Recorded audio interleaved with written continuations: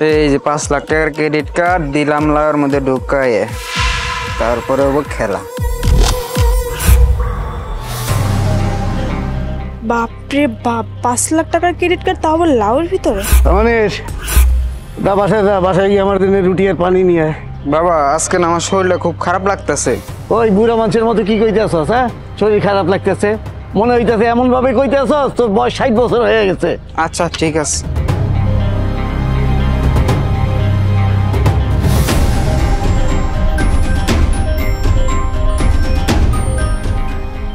ভাইয়া এই লাউটা আমাকে দিন। এইটা দেবো ম্যাডাম? হ্যাঁ হ্যাঁ এইটাই। না ম্যাডাম, এই লাউটা দেওয়া যাইবো না, এইটা বিক্রি হয়ে গেছে, একটু আগে একজনে অ্যাডভান্স দিয়ে গেছে লাউয়ের। আপনি একটা কাজ করুন না, এই লাউটা আপনি আমাকে দিয়ে দিন, ওনাকে অন্যটা লাউ দিবেন। ম্যাডাম ব্যাপারটা হইতেছে কি, দেখেন এই লাউডার বোটা নাই, আর এই বোটা ছাড়া লাউডাই ওনার দরকার, আর এই জন্যই উনি এটা কিনে রাখিয়া তারপরে কামে গেছে, আইয়া নিয়ে যাইবো গা।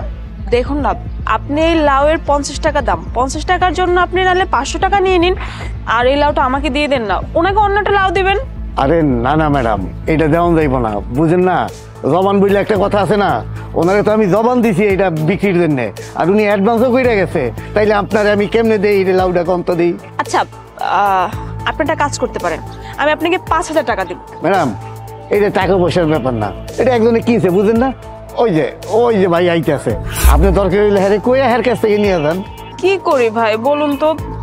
ওকে ফাইন, আমি আপনার বিকাশে 20,000 টাকা দিব, এবার তো দিয়ে দিন। ম্যাডাম এটা 20,000 কেন, 20 লাখ টাকা দিলেও আপনারা দিতে পারবো না, জবান বললে একটা কথা আছে না, ওই যে ভাই আইতেছে, আপনি হ্যারে কইয়া হ্যার কাছ থেকে নেন না। ভাই দিয়ে দিন না, আমার অনেক দেরি হয়ে যাচ্ছে। ওই যে ম্যাডাম উনি আইতেছে, ওনার কাছ থেকে নিয়ে নেন আপনি। কি হয়েছে গনিম ভাই? দেন না সাহেব, ওই যে ম্যাডাম আপনার এই কেনা লাউটা নিবার চাইতেছে, আমি কইছি যে এটা একজনে কিনে রেখে গেছে, তারপরে ওইটা বারবার নেওয়ার জন্য আমাদের তোষমত করতে আছে। ম্যাডাম লাউ তো আমি আপনাকে দিতে পারবো না, আর একটা বিষয় লক্ষ্য করেছেন, এই লাউয়ের কিন্তু বোটা নেই, আর এই লাউটা আমার গ্যাসের সমস্যা দূর করতে সাহায্য করবে। ভাইয়া দেখুন না, আমার অনেক ইমার্জেন্সি আছে, আর এই লাউটা আমার খুবই দরকার, ওনাকে এতক্ষণ ধরে বলছি যে এই লাউটা আমার খুবই দরকার, আমার নিতে হবে, কিন্তু উনি আমার কোনো কথাই শুনছে না, উনি আমাকে বলছে লাউটা আমাকে দেওয়া যাবে না, লাউটা নাকি আপনাকে দিব। আমি বলছি যে লাউটা আপনি আমাকে দিয়ে দিন, আপনাকে অন্যটা লাউ দিবে, আর এমনকি ওনাকে আমি বলছি যে 500 টাকা না, আমি আপনাকে 20,000 টাকা দিব, তা উনি আমাকে লাউটা দিচ্ছে না। এই লাউর জন্য 5 থেকে 20,000 টাকা দিবেন আপনি? তাহলে বুঝেন যে লাউটা আমার কতটা দরকারি। না না ম্যাডাম, তাও আমি আপনাকে এই লাউ দিতে পারবো না, মাত্র 20,000 টাকার জন্য আমি আমার জীবনের সাথে খেলা করতে পারবো না। আপনি জানতো এখান থেকে, এই কাকা লাউটা দেন আমাকে। আচ্ছা ভাইয়া 20,000 না, তাহলে কত হলে আপনি লাউটা আমাকে দিবেন? ম্যাডাম আপনি যদি আমাকে 50,000 টাকা দেন, তাহলে এই লাউ আমি আপনাকে দিয়ে দিব।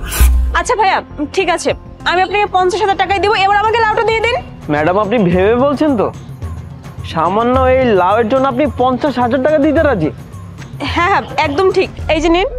1 মিনিট ম্যাডাম, আমি আপনাকে আবারও বলছি, যদি এই টাকা আমার হাতে একবার আসে না, তাহলে কিন্তু আমি আপনাকে আর ফেরত দিব না। আচ্ছা বাবা ঠিক আছে ঠিক আছে, এই যে টাকা নিন, আর আমাকে আমার লাউটা দিয়ে দিন।